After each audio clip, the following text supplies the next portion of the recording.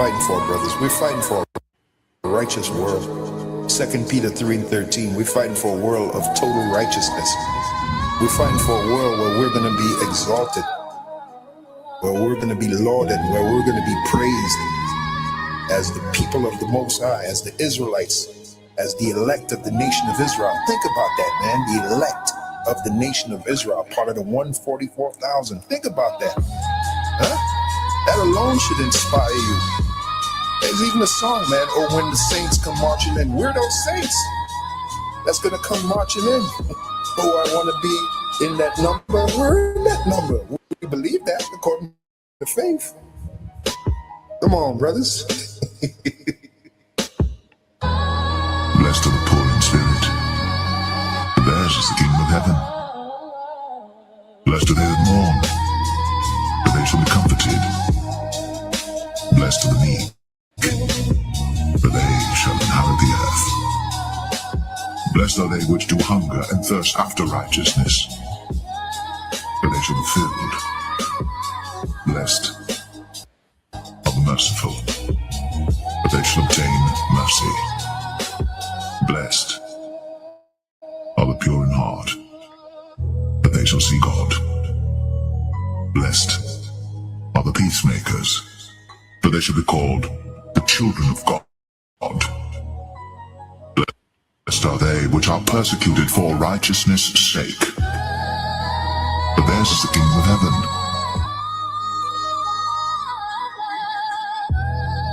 Lay not up for yourselves treasures upon earth, where moth and rust doth corrupt, and where thieves break through and steal. But lay up for yourselves treasures in heaven, where neither moth nor rust doth corrupt, and where thieves do not break through nor steal.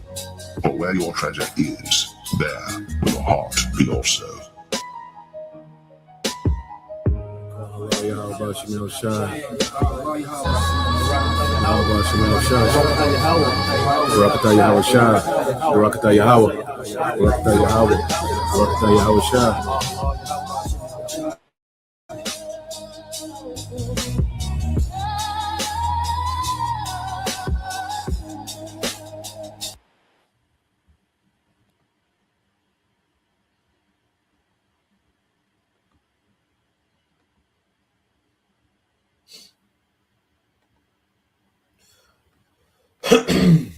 All right, Shalom. First and foremost, I would like to give all praise and glory unto Yahweh, Bahashem, Yahweh Shai, Bahashem, Kakwadash, and double honors unto the apostles and the elders of GMS who rule well, teach well, being great examples towards younger brothers. And peace and blessing and salutation to the hopeful lake out there pushing his word and truth and in sincerity across the four winds in the name of Yahweh, Bahashem, Yahweh Shai, pushing to get up out of here. Shalom to the hopeful lake, the believers, the listeners whom have came back to the obedience of the scriptures through faith in Yahweh Bashem Yahweh Shai. All right, and what I want to get into so what I want to get into today is dealing with the book of Acts chapter 12, a continuation of the book of Acts, chapter 12. Okay, and in this chapter, what we're going to see, the persecution, of the church increases. Okay, a miracle work, by Peter. All right, and we get introduced to the character Mark. We're going to go into, a few of these things, a few of these characters, a little bit of this history. Okay, but in the book of Acts, we're going to see an uptick, in the persecution of the church, where it makes it to the government level of the Roman Empire.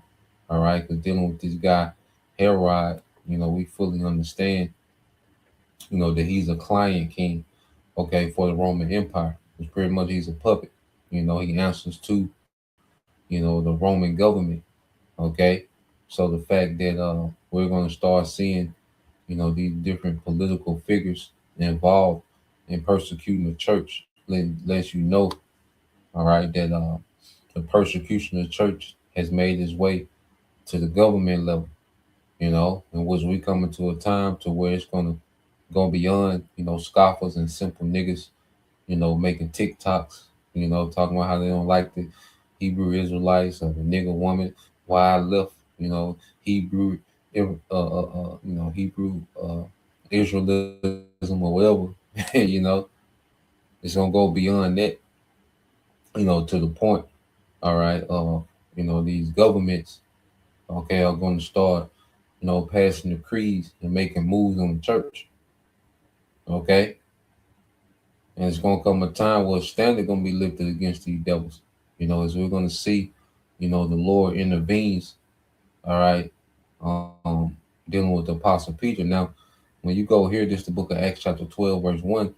It says Peter's arrest and deliverance. It says Acts 12 and 1. It says, now about that time, Herod the king stretched forth his hands to vex certain of the church. Now, this is not the Herod that you read about in Matthew the second chapter. Okay, this is his grandson. Okay, of Herod the Great. The Herod that's infamous for having the Hebrew boys killed 2 and younger. Okay, that was his grandfather. Okay, this Herod, that was his grandfather. Okay, so this is the uh, the grandson of Herod the Great, and also he's the nephew of the Herod that had John the Baptist, all right, beheaded. Okay, because there was quite a few Herods, the Herodian dynasty. You see, and they was installed by, all right, the Roman Empire. It was Mark Antony, okay, that backed, all right, Herod the Great to be king in Judea. Okay, during the fall of the Hasmonean dynasty, there was a power vacuum, and Herod appealed to Mark Antony, and Mark Antony installed him, okay, as a client king of Rome over Judea. All right, and that's why Yahweh Shai, called that nigga a fox, going back to Herod the Great, goddamn imposter, man. That was Herod, the one that beheaded John, which that was his son. It was Herod's great son, Yahweh Shai, called a fox, because he knew that dynasty was imposters, man. Okay, it says, now about that time, Herod the king stretched forth his hand to vex certain of the church, and he killed James, the brother of John, okay, with the sword. You see, so now you're seeing apostles, just being put to death, okay, by Roman government. You see, and it says, and because he saw it pleased the Jews, he proceeded further to take Peter also. So this lets you know that there was, this hatred against the church. It said it pleased the Jews. All right. And this also let us know it's going to be niggas on the front line assisting Esau when their persecution makes it to the government. Niggas are going to be cheerleading. Niggas and nigga woman, they're going to be cheerleading, when Esau decides to make his move. Okay, we have to understand this, man. This is why, damn the 2/3, man. Damn Jake, man. Okay, may the Lord continue to send nothing but brutal judgment on these people, man. Okay, because they hate Yahweh Shai, they hate the church, and they finna show it. Okay, on a whole nother level. Okay, we'll see what they don't understand. The Lord is gonna intervene. Okay, and I can see it. Just me speaking as a man. It's starting off, and a few believers are, beheaded for the testimony, which is written. Okay, but that still doesn't separate them from the victory. You can't say that enough. Okay, it says, and because he saw it pleased the Jews, he proceeded further to take Peter also. Okay, the niggas was cheerleading. So I could see, in the beginning, these niggas just celebrating, all on the internet. Got them, they getting them niggas. Okay, and then there's gonna come a time where a standard gonna be lifted on their ass, man. Okay, on all of them, man. All right, these Edomites, 2/3 gonna be a standard lifted on their ass, man. Okay, then we'll see. Okay, it said, then were the days of unleavened bread, and when he had apprehended him, he put him in prison and delivered him to the 4 quaternions of soldiers to keep him, intended after Easter, which is say Easter, but it wasn't speaking of Passover, because this was an insert. Okay, we're gonna show you speaking of Passover to bring him forth to the people, because what, it was during the time of unleavened bread, which the Passover and the unleavened bread run together. All right, in reverence of the Passover, okay, and the feast of unleavened bread, it runs together. Okay, so you get this word Easter. Okay, there wasn't hiding Easter eggs, chocolate bunnies.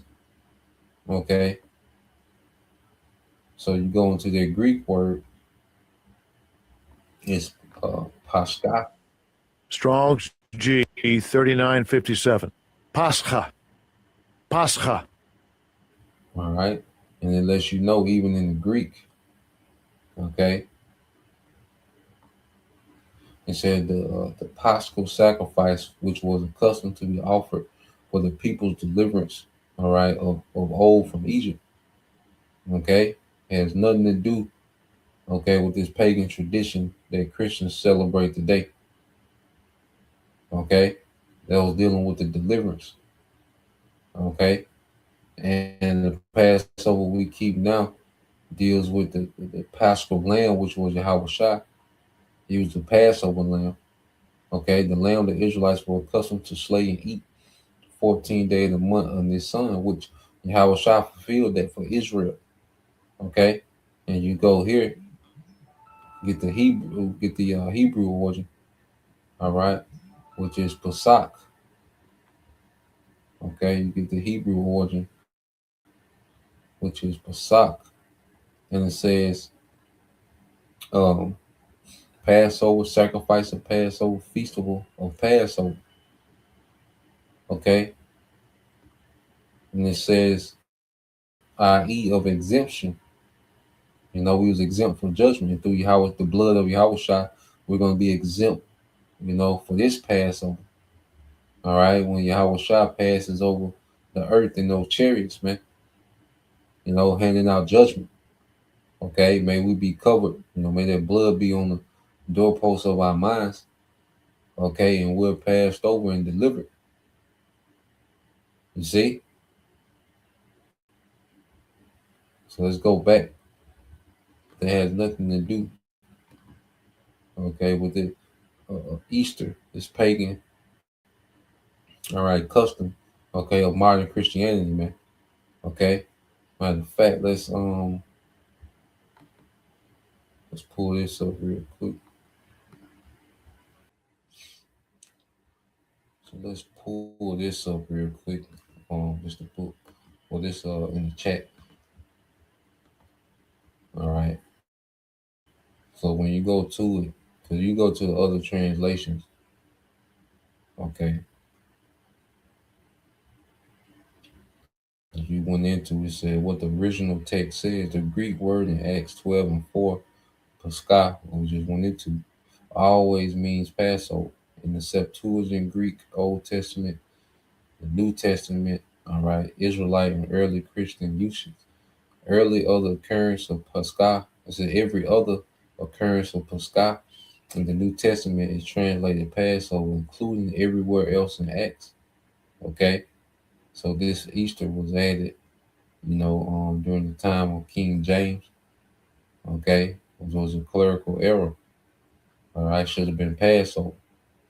You see, in the Tyndale Bible, the Coverdale, and the Geneva Bible, all of them say Passover, and even in the other translations, okay, they say Passover.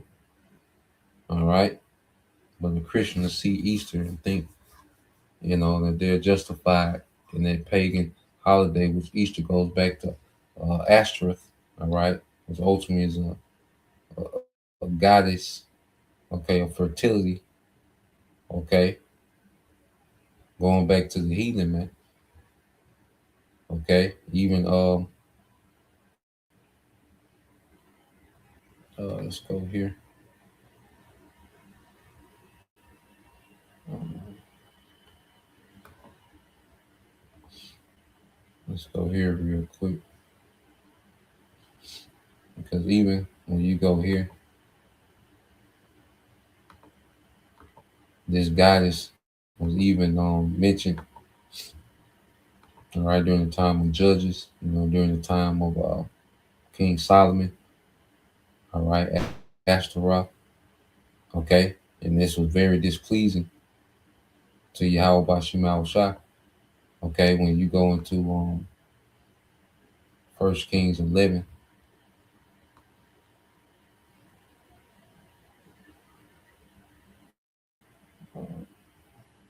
Yep.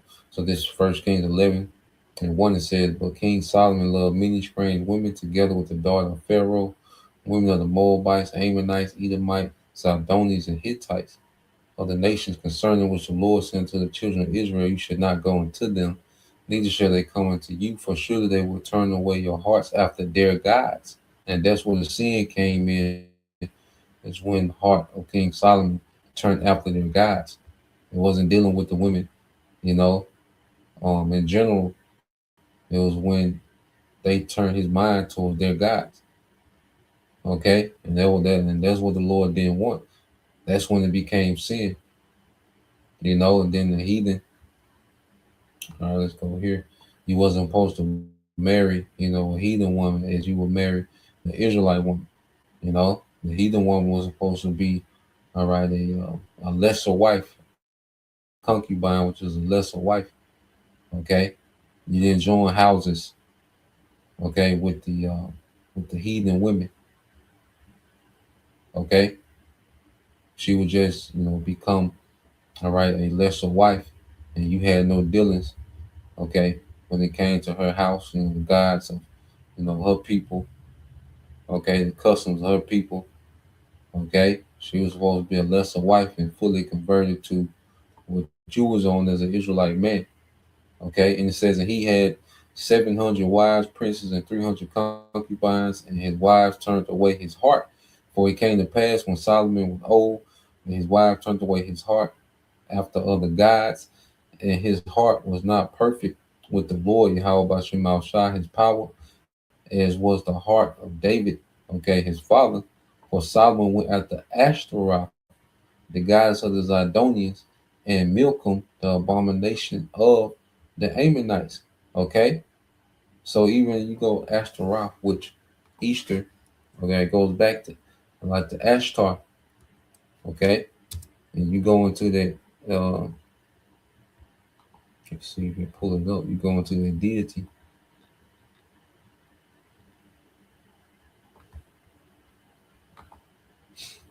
I believe it's a Canaanite. All right, it says Ashtaroth and Star says the principal female deity of the Phoenicians worshipped in war and fertility. Also Ishtar of Assyria and Ashtar, okay, by Greeks and Romans. Okay, so this deity was relevant, throughout different empires. Okay, the gods of fertility and war, and you see, and these guys go by different names. In different empires would be the same deity, worship of old. Okay, which has nothing to do,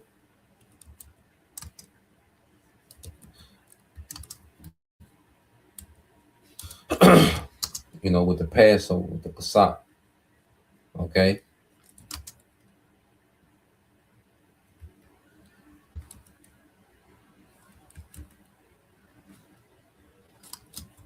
let's see. Give us some real quick.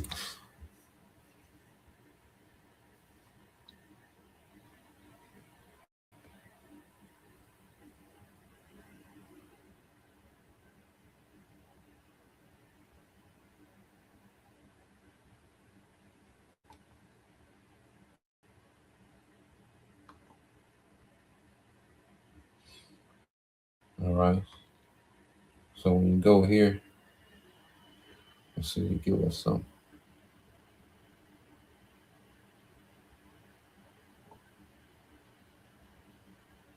Yep. So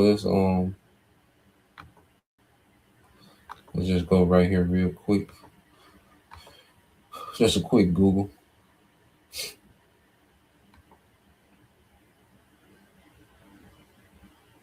because Christianity has infused a lot of paganism.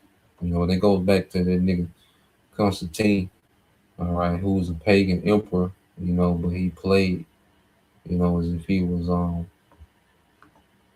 you know, this big follower of the Bible, you know, for political purpose, okay, to bring peace between the pagans and the Christians in the Roman Empire. You know, he infused the two, okay, into one religion, okay. So he infused pagan customs to appease the pagans, okay. Rome, which he was still a pagan, he was a big worshiper of the sun god, and then he was a proud nigga, man. So it said Easter was originally the celebration of Ishtar, the Assyrian and Babylonian goddess of fertility and sex. Her symbols, like the egg and the bunny, were and still are fertility and sex symbols.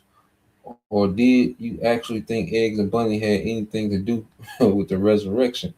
After Constantine decided to Christianize the empire, Easter was changed to represent the Messiah, but as its roots, Easter, which is how you pronounce Ishtar, is all about celebrating fertility and sex. Okay? So just to go into that, man, so we have understanding, because you know that one word, you know, the devils have been able to infuse, okay, a lot of paganism into what they call Christianity today, man. All right, Christianity is saturated in paganism, Sunday worship. Okay, it goes back to the sun god, which that was changed during the time of Constantine. Okay, so let's go back to Acts. You see the whole baby Jesus. It goes back to Tammuz. Okay, the Christmas tree goes back to Nimrod. Okay, you know the whole, you know, Women's Day in church and all that goes back to just women worshiping. Okay, the church is just saturated with paganism. You know, Mother's Day. Okay, it's reverence heavy in the church. Okay, all that is paganism, man. It has nothing to do with the scriptures. All right, so let's go back into the book of Acts, chapter 5. It says, Peter, therefore, was kept in prison, but prayer was made without ceasing of church unto the Most High for him. And when Herod, and it's going to show you the power of prayer, and when Herod would have brought him forth the same night, Peter was sleeping between two soldiers and with two chains and kept before the door. It says, and the keepers before the door kept the prison, because he had been escaping before. You know, the Lord had, you know, would spring him, as they say. You know, the Lord, you know, would spring him out of prison. Okay, would do a miracle and loose him from prison. So now it's like they're gonna put, so they had soldiers, you know, sleeping at his feet and at his head. Okay, like that was gonna stop something, man. You see how stupid people are. Okay, now understands the power of the Lord is doing this. Would you think just because you got these soldiers in close, all right, vicinity, that that's gonna stop the power of the Lord? Okay, it says, and behold, the angel of the Lord came upon him, and a light shined in the prison, and he smote Peter on the side and raised him up, saying, arise up quickly. And his chains fell off from his hands. And the angel said unto him, gird thyself and bind thy sandals.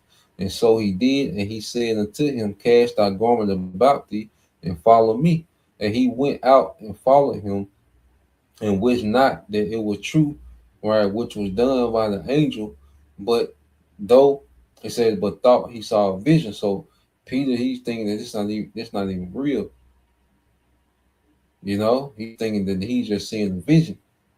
It says, when they were past the first and second ward, they came unto the iron gate that leadeth into the city, which opened to them of his own accord, and they went out and passed on through one street, and forthwith the angel departed from him. And when Peter was come to himself, he said, Now I know of surety that the Lord hath sent his angel and have delivered me out of the hand of Herod and from all the expectation of the people of the Jews, man. So the Lord worked a miracle, man. All right, and you know they was gonna make a spectacle of putting the Apostle Peter to death. They was gonna make a spectacle of it, man. Niggas was waiting. You know, Herod looked at it as a political move. Okay, like he was gonna gain more favor with the people. Okay, and niggas just waiting, man. All right, and then I'm telling you, that's how niggas finna be. Niggas finna be on the front line. They gonna be in the front row cheerleading Esau, man. And it's gonna make their day to see the church persecuted, man. To see brothers get hemmed up, it's gonna make these niggas day, man. Okay, the niggas, the nigga woman, she gonna be clapping hard as hell, man. Okay. Verse 12 says, And when he had considered the thing, he came to the house of Mary, the mother of John, whose surname was Mark, where many were gathered together praying. And as Peter knocked on the door at the gate, a damsel came to hearken, named Rhoda. And when she knew Peter's voice, she opened not the gate for gladness, but ran in and told how Peter stood before the gate. And they said unto her, Thou art mad. But she constantly affirmed that it was even so. Then said they, It is his angel. But Peter continued knocking, and when they had opened the door and saw him, they were astonished, because they thought for sure it was his spirit, because they thought for sure Herod, because they had just killed James, so they had apprehended Peter, so they thought for sure, Peter was out of there. Okay, it says, But he beckoned unto them with the hand to hold their peace, declared unto them that how the Lord had brought him out of prison. And he said, Go show these things unto James and to the brethren. And he departed and went into another place.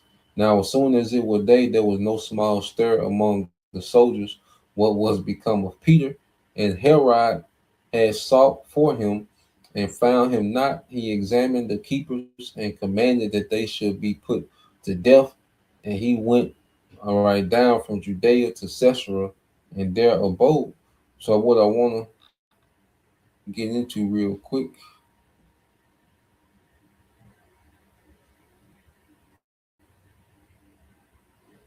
We'll finish this off, then we'll get that in the chat. All right, it says, And Herod was highly displeased of them, of Tyre and Sidon, but they came with one accord, and having made Blastus the king's chamberlain. So now it segues into, Herod and what the Lord gonna do to judge this nigga, this wicked nigga, man. It said, But they came with one accord to him, and having made Blastus the king's chamberlain their friend, desired peace, because their country was nourished by the king's country. And upon a set day, and Esau love when someone is dependent on his ass, man. So those of Tyre and Sidon coming to kiss this nigga ass. Okay. And it says, and upon a set day, Herod arrayed in royal apparel, sat upon his throne, and made an oration unto them. And the people gave a shout, saying, It is the voice of a God and not a man. Hyping this nigga up. And this nigga for sure don't need no help being proud. Okay, it says, And immediately the angel of the Lord smote him, because he gave not the Most High the glory, and he was eating the worms. Eating the worms, man, tormented that nigga, man, and gave up the ghost. Okay,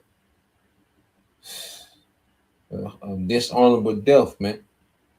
He said, "Oh, this is a God." Most High smoked that nigga instantly, man, with worms in a very dishonorable fashion, man. You a God who got eaten by worms? Okay, something minute. Okay, routed that nigga out, man. Okay, he said, but the word of the Most High grew and multiplied, and Barnabas and the word still growing. Okay, no matter what they did to try to oppress it, no matter that they began to put certain apostles to death, the word still grew and multiplied, man. Okay, the will of the Lord gonna go forth, man. Okay, no matter what you devils do, no matter what you simple niggas do on the internet, all right, no matter what schemes and plots you devils got, man, the word of Yahweh Bashim Al Shah gonna go forth, man. Okay, let's get there real quick. It says, finish this, and Barnabas and Saul returned from Jerusalem when they had fulfilled their ministry and took with them John, whose surname was Mark. All right, we're gonna get into that. All right, let's get this real quick. We'll always get this, man. Okay, so at the end of the day, after all that, the word of the Lord just continued to grow. Okay, 2 Corinthians 13:8 said, "For we can do nothing against the truth, but for the truth, man." You know, so nothing is working against the truth. You know, everything is working for truth's sake. Okay, however it play out. All right. So no matter how these devils, you know, and these simple niggas, you know, plot and scheme on what they want to do, man, it's just gonna work in the favor of the hopeful elect. Everything works in our favor. Everything works against them. Okay, because you see that wicked nigga thought he was gonna get some clout, you know, some political clout, and then nigga died by worms, man. And that nigga didn't reign that long either. Okay, so it says, let's go into a few characters. It said which Herod is mentioned in Acts 12. It said it said the Herod in Acts 12 is Herod Agrippa the first. Why this matter? He ruled AD, all right, 41 to 44, 144. You see, everything worked for our favor, man. Call alarm like I watch him outside. So the nigga ruled 3 years, right? And got his ass out of there, man, by worms. Okay, it says he was the grandson of Herod the Great, the Herod of Yahushua's birth in Matthew, the 2nd chapter. He was the nephew of Herod Antipas, all right, who beheaded John the Baptist. And this is who Yahushua called a fox, this nigga. Because you had a coon nigga tell Yahushua, get away from here. Herod gonna kill you. You know, Yahushua told him, look, you tell that fox that I work today, tomorrow, and the third day I shall be glorified, man. Okay? That's what you go tell that nigga. You see? Coon that nigga come. Herod gonna kill you, man. That nigga back somewhere today. Okay? You know that nigga probably plant manager, you know, this nigga plant manager with that vest, with that button up shirt with the high vis vest on it, you know, serious as hell about, you know, about Esau shit. And it says what Acts 12 says he did. It said executed James, the son of Zebedee, imprisoned Peter, accepted divine honors, and was struck down by the Most High. All right. So the nigga had a little short reign of terror. Okay. He said this death, eaten by worms, matches the Israelite historian Josephus' records about Herod Agrippa the first, confirming the identification. Okay. So you go to Mark, this Mark character that's mentioned in the book of Acts. It says he appears at the end of the chapter. It says, and Barnabas and Saul returned from Jerusalem, and he took with them John, whose surname was Mark. Okay, it said early in the chapter, Peter goes to the house of Mary, the mother of John, all right, whose other name was Mark. So Mark is clearly present and connected to the Jerusalem church. All right, and I asked, is the same Mark who wrote the Gospel of Mark? It said, yes, the early church unanimously identified him as the same person. This Mark is commonly called John Mark or Mark the Evangelist. He later traveled with Paul and Barnabas, temporarily left Paul's mission, later reconciled with Paul, all right, in Colossians, all right, in the book of Timothy. It says, well, was Mark Peter's scribe or interpreter? Yes, according to the early Christian, all right, testimony, the strongest evidence comes from Pompeius, quoted Eusebius. It says Mark became Peter's interpreter and wrote accurately all that he remembered of things said and done by the Lord. And you got niggas say that the book of Mark ain't valid because he wasn't there, even though he was a scribe for the apostle Peter. Okay, He was writing down, okay, the gospel according to the viewpoint of the Apostle Peter. Okay, you got niggas Genesis to tell you that the book of Mark is invalid.